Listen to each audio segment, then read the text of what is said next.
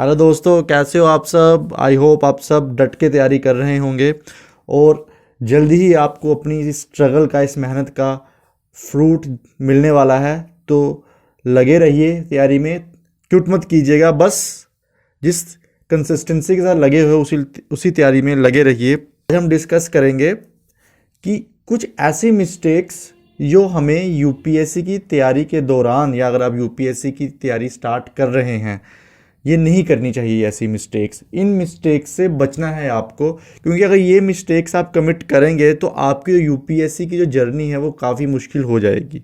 ठीक है, क्योंकि यूपीएससी की जर्नी हम सब जानते हैं कि इतनी इजी नहीं है, मुश्किल भी नहीं है इतनी, बट इतनी इजी भी नहीं है। लेकिन अगर आप ये जो मैं आपको मिस्टेक्स बता रहा हूँ, अगर आपने ये मिस्टेक्स कमिट की तो जो आपकी जो मॉडरेट जर्नी है यूपीएससी की वो बहुत डिफ़िकल्ट हो जाएगी और आपको यूपीएससी को क्रैक करने में बहुत प्रॉब्लम होगी। तो आइए जानते हो कौन कौन सी मिस्टेक्स है जिससे हमें बचना है इस जर्नी के दौरान। सबसे पहले हमें क्या करना है कि हमें जो प्रीवियस ईयर क्वेश्चन पेपर्स है यूपीएससी की वो एनालिसिस करने हैं। देखिए, अगर आप प्रीवियस ईयर पेपर्स एनालिसिस नहीं करेंगे तो आपको पता नहीं चलेगा कि यूपीएससी की जो डिमांड करता है जो क्वेश्चंस में वो क्या है। आप टॉपिक पढ़ लेंगे लेकिन आपको पता ही नहीं लगेगा कि इस टॉपिक में किस तरह से क्वेश्चंस आते हैं। तो उनको जानने के लिए, उस पैटर्न को जानने के लिए प्रीवियस ईयर क्वेश्चंस का एनालिसिस करना बहुत ज़रूरी है।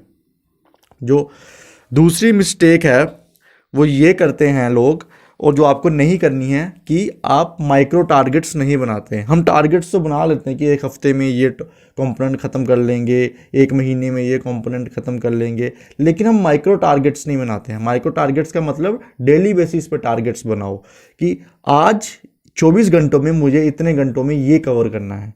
तो वो माइक्रो टारगेट्स बनाओ। देखो, अगर आप एक बड़ा टारगेट बनाओगे ना कि महीने में ये करना है, तो उसमें क्या होगा कि उस महीने में कितने दिन होते हैं, 30 दिन होते हैं। 30 दिन में 30 के 30 दिन तो बढ़ नहीं पाओगे।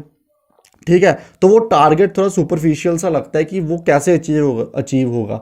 वहीं अगर आप दिन का टारगेट बनाओ, अगर सपोज आपने कहा कि 24 घंटे है मेरे पास, 24 घंटों में से मैंने 10 घंटे ये टॉपिक पढ़ना है, तो वो पॉसिबल है अचीव करना। जब आप ये छोटे छोटे टारगेट्स को अचीव करते जाओगे ना, तो ऑटोमेटिकली जो आपका जो बड़ा टारगेट होगा ना महीने वाला, वो ऑटोमेटिकली कवर हो जाएगा इसमें। तो छोटे टारगेट्स, माइक्रो टारगेट्स पे ज़्यादा फोकस कीजिए इंस्टेड ऑफ लॉन्ग टारगेट्स पे। ठीक है, जो अगली मिस्टेक जो मैक्सिमम एस्पिरेंट्स करते हैं वो ये है कि वो न्यूज़पेपर पढ़ने में 2-2 3-3 घंटे लगा देते हैं। देखिए, स्टार्टिंग में आपको 2-2 3-3 घंटे लगते हैं, लेकिन उसके बाद भी 2-3 महीने पढ़ने के बाद भी अगर आपको 2-2 3-3 घंटे लग रहे हैं न्यूज़पेपर पढ़ने में, तो मतलब आपकी न्यूज़पेपर रीडिंग टेक्निक में कोई प्रॉब्लम है, क्योंकि इतना टाइम लगना नहीं चाहिए। 1-2 महीने तक चलो मान लिया कि 1-1.5-2 घंटा लग रहा है न्यूज़पेपर पढ़ने में, लेकिन 2 घंटा 2 महीने कॉन्टिन्यूसली न्यूज़पेपर रीड करने के बाद भी अगर आपको इतना टाइम लग रहा है तो थोड़ा आपको उस पर वर्कआउट करना पड़ेगा। दूसरी बात यह है कि लोग न्यूज़पेपर से नोट्स बनाते हैं, जिससे उनका जो टाइम होता है वो और स्ट्रेच हो जाता है न्यूज़पेपर पे। देखिए, नोट्स बनाना न्यूज़पेपर से ये मैं रेकमेंड कभी नहीं करूँगा, क्योंकि 365 डेज न्यूज़पेपर आता है एक साल में। ठीक है, तो 365 दिन के 365 दिन आप नोट्स नहीं बना सकते, और अगर 1-2 दिन भी मिस हो गया तो आप पे बर्डन आ जाएगा, आप डिमोटिवेट हो जाओगे, फ्रस्ट्रेट हो जाओगे। इसलिए न्यूज़पेपर को सिर्फ रीड कीजिए, और जो नोट्स हैं वो जो कंपाइलेशंस आती हैं, मंथली कंपाइलेशन, जैसे विजन आईएएस की आती है, इनसाइट की आती है, आईएएस बाबा की आती है, जो भी आती है मंथली कंपाइलेशन, उसको पढ़िए। ठीक है, न्यूज़पेपर से नोट्स मत बनाइए, वो आपका टाइम बहुत स्ट्रेच कर देगा, क्योंकि आगे ही इतने सब्जेक्ट्स हैं तो कैसे इक्वली का टाइम आप डिवाइड करोगे बाकी सब्जेक्ट्स में। ठीक है, अगर आप न्यूज़पेपर को ही इतना टाइम दे रहे हो, तो ये गलती आपको नहीं करनी है। जो अगली जो मेन गलती लोग करते हैं वो करते हैं कि मॉक टेस्ट वो नहीं देते हैं, या मॉक टेस्ट कब देते हैं कि जैसे एग्ज़ाम होने वाला तो उससे कोई 10-15 दिन पहले मॉक टेस्ट देना स्टार्ट करते हैं। तो ये गलती आपको नहीं करनी है। आपको मॉक टेस्ट उस दिन से स्टार्ट करना है देना जब आपका एक कंपोनेंट ख़त्म हो जाए। सपोज़ आप हिस्ट्री पढ़ रहे हैं और हिस्ट्री आपकी 15 दिन में ख़त्म हो गई है, तो 15 दिन के बाद आप मॉक दीजिए। ठीक है, अपने आप को एनालिसिस कीजिए कि कहाँ पे आप लैग कर रहे हैं, कि मॉक आपको पेपर क्लियर करवाएगा। मैं आपको सिंपल सी बात बोलता हूँ, स्ट्रेट फॉरवर्ड बात बोलता हूँ, जितना मर्जी पढ़ लीजिए 12-13-14-15-16-18 घंटे, जब तक मॉक नहीं ना दोगे पेपर क्लियर नहीं होगा। मॉक ही आपका पेपर क्लियर करवाएंगे, क्योंकि मॉक से आपको नए नए क्वेश्चंस पता लगेंगे, पैटर्न्स पता लगेंगे, ठीक है। और वो जो क्वेश्चंस होंगे ना, जब आपने वो मॉक पूरा अच्छे तरीके से लगाए होंगे तो आपको दिमाग में फीड हो जाएगी, क्योंकि आपने वो दिमाग लगाया होगा उसको उसके ऑप्शन को सर्च करने में। तो मॉक्स लगाइए और लास्ट पे मत छोड़िए कि लास्ट के 1 महीने में लगाऊंगा या 15 दिन में लगाऊंगा। मॉक जैसे ही आपका कोई कंपोनेंट खत्म होता है तो उसका मॉक लगाइए, ठीक है। कोई भी मॉक खरीद लीजिए, आप मार्केट में बहुत सारे मॉक्स अवेलेबल हैं, कोई भी मॉक खरीद लीजिए और लगाइए। और एक मॉक लगाइए, एक मतलब एक इंस्टीट्यूट का मॉक लगाइए, ये नहीं कि सुबह विजन का लगा रहे हैं शाम को इनसाइट का लगा रहे हैं, उससे भी टाइम वेस्ट ही होगा। तो सिर्फ एक मॉक लगाइए, मतलब एक कंपनी का, एक इंस्टीट्यूट का मॉक लगाइए, ठीक है। जो अगली जो सबसे मिस्टेक्स करते हैं लोग, वो ये है कि वो प्रीलिम्स का अलग पढ़ते हैं, मेंस का अलग पढ़ते हैं और इंटरव्यू का अलग पढ़ते हैं। यूपीएससी एक इंटीग्रेटेड स्टडी है। यूपीएससी प्री, मेंस और इंटरव्यू अलग अलग चीज़ें नहीं है, ये आप बात दिमाग में डाल लीजिए। ये इंटीग्रेटेड स्टडी है, आपको तीनों को साथ लेके चल रहे हैं, ठीक है। तो अलग अलग मत पढ़िए। हाँ, जब प्रीलिम्स आता है तो उसके 1 महीना पहले आप सिर्फ प्रीलिम्स पे फोकस कर सकते हैं, 1 या 2 महीने पहले आप प्रीलिम्स पे फोकस कर सकते हैं। लेकिन पूरे साल आप ये नहीं कर सकते कि ये 3 महीने में प्रीलिम्स पढ़ूंगा, 3 महीने में मेंस पढ़ूंगा, 3 महीने 2 महीने में इंटरव्यू का पढ़ूंगा। वो ऐसा गलती करोगे तो कहीं पे भी नहीं कुछ भी नहीं अचीव कर पाओगे। तो ये इंटीग्रेटेड स्टडी है, इसको इंटीग्रेशन में ही पढ़िए, तीनों को एक साथ लेके पढ़िए, ठीक है। जो अगला है, अगली मिस्टेक हम क्या करते हैं, हम कभी कभी इतने मतलब बूस्टअप हुए होते हैं, हमारा कॉन्फिडेंस इतना बूस्टअप हुआ होता है कि हम कहते हैं कि आज तो बस 16-17 घंटे पढ़ ही लेंगे। हम पढ़ भी लेते हैं, इतना कॉन्फिडेंस बूस्ट हुआ होता है कि 16-17 घंटे हम पढ़ लेते हैं, लेकिन अगले 2-3 दिन तक हम किताबों को हाथ तक नहीं लगाते। फिर 16-17 घंटे पढ़ लिया, अगले 4-5 दिन किताबों को हाथ नहीं लगाया। तो ऐसा करने से जो आप 16-17 घंटे पढ़ रहे हैं ना, उसका कोई फ़ायदा है नहीं है। तो आप डेली कंसिस्टेंसी मेंटेन नहीं करोगे तो रिजल्ट्स नहीं मिलेंगे। तो बेशक दिन के 8 घंटे पढ़िए, लेकिन रोज़ पढ़िए। ये नहीं है कि एक दिन 17-18 घंटे पढ़ लिए, अगले 4-5 दिन तक किताबों को हाथ नहीं लगाया, तो वो बेनिफिट नहीं करेगा आपको।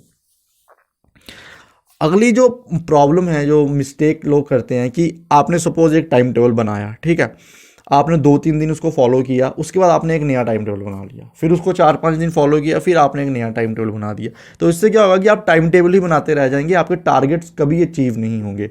तो आपने पहले एक टाइम टेबल बनाया, बेशक एक दिन ले लीजिए टाइम टेबल बनाने के लिए। आपने एक टाइम टेबल बनाया, ठीक है, उसके बाद उस टाइम टेबल से स्टिक रहिए, कम से कम 3 महीने तो उस टाइम टेबल के साथ स्टिक रहिए, क्योंकि 3 महीने में आपको रिजल्ट्स दिखेंगे। लेकिन अगर आप उसको कंटिन्यूसली चेंज करते रहेंगे ना, तो आपके टारगेट्स पूरे होंगे और आपका कॉन्फिडेंस लेवल भी लो होता जाएगा। जैसे ही अगर आपके टारगेट्स पूरे नहीं होंगे, ऑब्वियस आपका कॉन्फिडेंस लेवल भी लो हो जाएगा। तो जो आपने टाइम टेबल बनाया है उस पर स्टिक रहिए, कम से कम 3 महीने तो उस पर स्टिक रहिए, ठीक है। अगली मिस्टेक जो एस्पिरेंट्स करते हैं, वो क्या करते हैं कि अपने आप को सोसाइटी से कट ऑफ कर लेते हैं। सबसे बड़ी गलती करते हैं।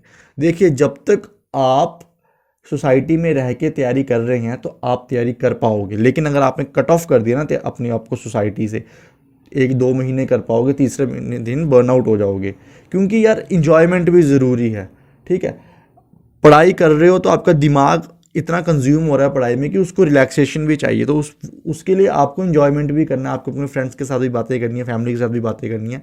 तो उनके लिए टाइम निकालिए। मैं ये नहीं कह रहा कि पूरे दिन आप ये उनके साथ टाइम निकालिए, बट कुछ टाइम उनके साथ निकालिए। अपने आप को सोसाइटी से कट ऑफ मत कीजिए, ठीक है। कोई बेनिफिट नहीं होगा सोसाइटी से कट ऑफ करने का, उल्टा खुद डिप्रेशन में चले जाओगे, ठीक है। यूपीएससी की तैयारी के चक्कर में डिप्रेशन में चले जाओगे। तो सोसाइटी से कट ऑफ नहीं करना है, बस टाइम मैनेजमेंट करनी है, ठीक है। जो अगली गलती है, 9th गलती है जो, ठीक है, वो ये है कि हम नोट्स नहीं बनाते, हम सिर्फ रीड करते हैं।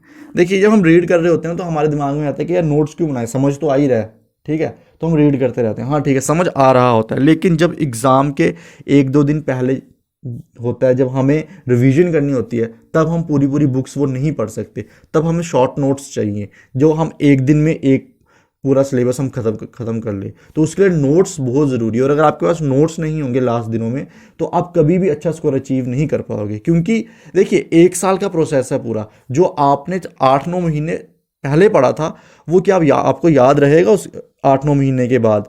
तो वहाँ पे शॉर्ट नोट्स आपके काम आएंगे। तो शॉर्ट नोट्स अगर आप नहीं बनाते हैं तो बहुत बड़ी आप ये मिस्टेक कर रहे हैं और इसका खामियाजा आपको भुगतना पड़ेगा।